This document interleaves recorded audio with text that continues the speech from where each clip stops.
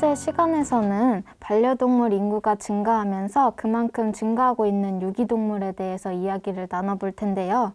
유기동물 발생 건수는 전국에서 한 해 10만 건 이상, 그 수도 매년 증가하고 있는 실정이죠.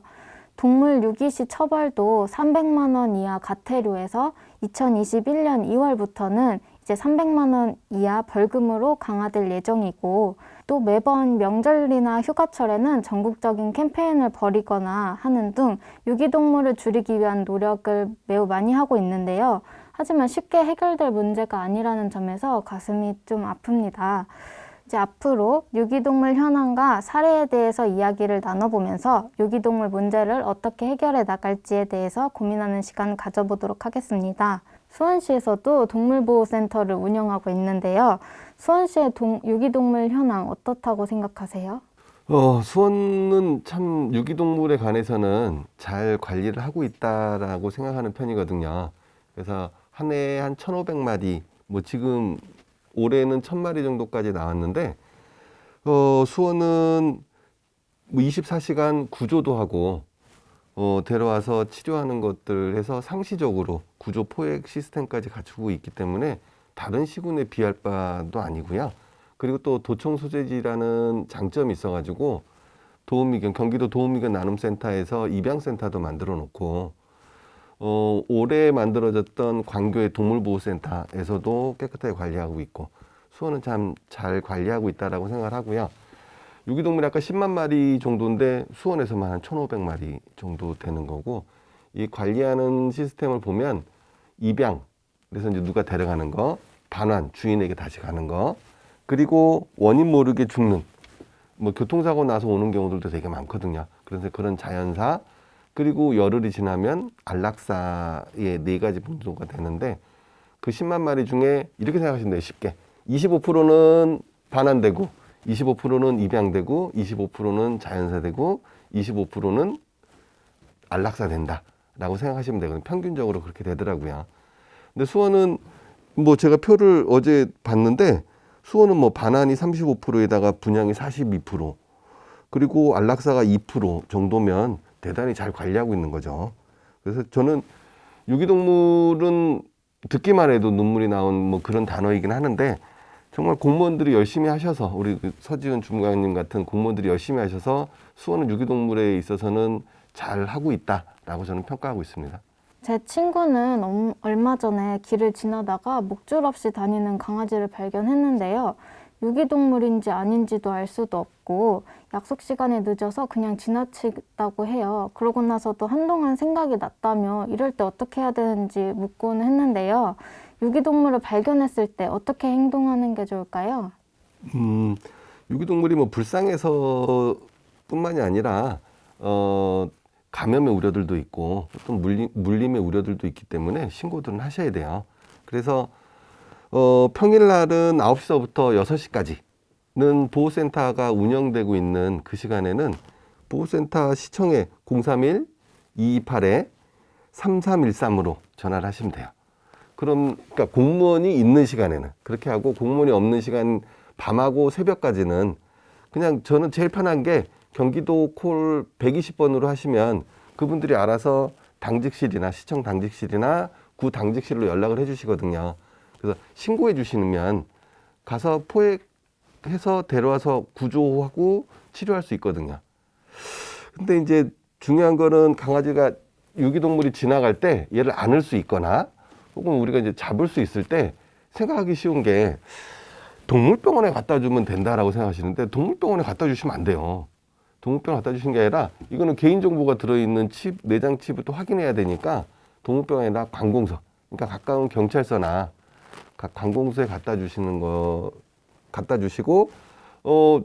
일단 거기서 갖다만 주시면 다 신고해서 처리될 수 있거든요.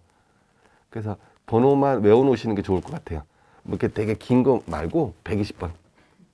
120번 하면 아주 친절하게 가르쳐주고 안내해 봤습니다. 전 유기동물 보호센터나 유기견 새삼 활동을 하시면서 많은 유기동물을 구조하고 보호하셨을 텐데요. 그 중에서도 기억에 남는 유기견이 있었나요? 기억에 남는 유기견이라면 저는 제가 입양한 말라뮤트 이야기를 하고 싶어요. 이름은 개진상 씨고 나이는 10살 정도 됐거든요. 진상이는 처음에 입양을 했을 때 너무 말썽이 많고 저지레를 많이 해서 제가 이름도 개진상이라고 지었는데, 그런데 교육을 시켜보니까 너무너무 영리하고 똑똑한 거예요. 그래서 저희가 사회적 역할견이라는 지위를 주고 학교에 나가서 수업을 진행을 하거든요. 경기도 안에 있는 초, 중, 고등학교에서 수업을 하는데, 초등학교에 가서는 일일 교사가 돼서 아이들에게 처음 만나는 개를 어떻게 만지는지, 또 아까 설명하셨듯이 개가 막 쫓아올 때는 어떻게 해야 되는지, 이런 것들을 교육을 하고요. 중고등학교에서는 직업체험교실이라고 해서 수의사가 어떻게 진료를 하는지, 그런 것들을 환우가 되어서 직접 체온을 재본다거나 아니면 귀 속을 내시경으로 들여다본다거나 하는 그런 수업들을 진행을 해요. 진상이는 뭐 지금은 나이가 많아져서 은퇴를 했지만 유기견이었던 자기의 과거를 사회적 역할견으로 당당하게 소화해낸 멋진 아이거든요. 유기견을 보호하고 입양을 진행하다 보면 참 가슴 따뜻하고 뭉클한 사연들도 많은데요. 한 번은 전동 휠체어를 탄 독거 어르신이 오셨어요. 유기견을 입양하고 싶으시다고 했는데 마침 그때 뻐꾸기라는 치와와가 한 마리 들어와 있었어요. 근데 뻐꾸기는 나이가 너무 많아서 입양이 안 되고 있었던 아이였거든요. 그래서 할아버지께 제가 얘는 나이가 너무 많아요 라고 했는데, 할아버지가 나도 나이 많아 그러면서 너무 쿨하게 바로 입양을 해 가셨어요. 며칠 지나고 나서 주사도 놔주고 예방접종도 해줘야 되고 사료도 좀 갖다 드리려고 댁을 방문을 했었는데 의외의 말씀을 하시더라고요. 이 귀가 잡수셔서 사람들이 와도 잘 모르셨대요. 그랬는데 문을 못 열어주니까 사람들이 되게 많이들 걱정을 하고 그랬었는데, 뻐꾸기가 달려나가고 꼬리치고 짖고 하니까 누가 오면 바로 아신다는 거예요. 근데 사실은 봉사자분들이 더 좋아하셨어요. 할아버지 댁에 방문을 했을 때 기척이 없으면 가슴이 덜컥 내려앉고 했었는데, 뻐꾸기가 오고 나서는 바로바로 문을 열어주시니까 되게 안심이 된다고 하시더라고요. 뻐꾸기와 독거 어르신이 동반자를 만나서 새로운 삶을 만들어 나갈 수 있는 기회를 선물해 주셨네요. 이렇게 유기견에게 새로운 삶을 선물해 주시는 그런 활동을 하시면서 어려운 점은 또 어떤 것들이 있으셨나요? 안타깝게도 아직까지 우리나라에서는 품종이 있는 아이일수록, 어릴수록, 건강할수록, 작을수록 입양이 잘 돼요. 사실 가족이 되어서 같이 사는데 꼭 그런 조건이 필요하지는 않잖아요. 입양된다라고 했을 때, 아까 이제 입양된다라고 했을 때 제일 걱정이 됐던 게 늙은 개였어요. 그래서 대표님하고 저희가 늙은 개를 입양시키는 프로그램을 한번 잡아보자. 그래가지고 늙은 개가 왜 좋냐면 어르신들하고 같이 노니까 어르신도 계속 주무셔요. 그러니까 개가 막 뛰어다니는 개를 원하지 않으셔. 그래서 그냥 옆에서 잠만 자는 개였으면 좋겠다. 그래서 이제 뭐 병원에서 뭐 지원 좀 해줄 수 있으면 그런 개가 좋다 그래서 아까 뻐꾸기 같은 경우도 생겼거든요. 근데 제일 아쉬운 것은 공무원들은 또 그런 것들을 쉽게 따라갈 수가 없잖아요. 아까 처음에 우리 주무관님이 얘기하셨던 것처럼 1000만 시대라고 하는데 지금 1500만이라고 해요. 반려동물 1500만이라고 하는데, 이렇게 다양화되어가는 반려동물 세계에 공무원들은 대부분 늦어요, 너무. 그래서 저희들이 아까 그 뻐꾸기를 입양 보낼 때도 관에다가 좀 도움을 부탁드렸는데 명단을 좀 부탁드렸죠. 저희가 이제 강아지들을 직접 드리려고. 그런데 저희가 이 뻐꾸기 같은 경우도 갔다가 금방 돌아왔어요. 왜냐하면 공무원분들이 너무 나이 드신 분들 명단만 주셔가지고 뻐꾸기에 가서 활동을 몇 해 못 해보고 바로 돌아오시는 거는 주인들이 돌아가셨기 때문에. 그래서 그냥 그 역할견들을 저희들이 그냥 키우고 있거든요. 그래서 좀 1000만, 1500만 반려동물 시대에 중요한 건 공무원들도 좀 마음을 터놓고 이것저것 해봤으면 좋겠는데, 뭐 이번 기회에 우리 주무관님하고 같이 한번 해보면 더 좋겠네요. 네. 네. 앞으로가 기대가 되네요. 네, 말씀해 주셨다시피 저희 농림축산식품부에서도 반려동물 유기나 이런 반려동물 정책에 대해서 아이디어를 공모하는 등 수년간 해결이 어려웠던 문제들에 대해서 기존과 다른 시각으로 접근하기 위해서 노력하고 있는데요.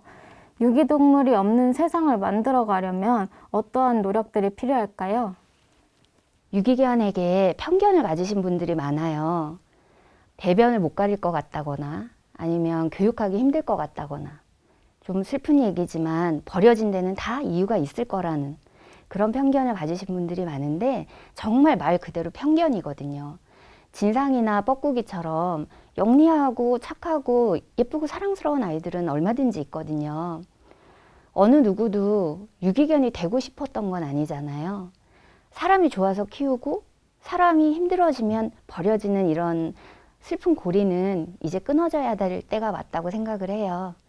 동물과 사람이 함께 공존하는 세상, 그게 바로 제가 꿈꾸고 여러분들이 꿈꾸는 행복한 세상 아닐까요?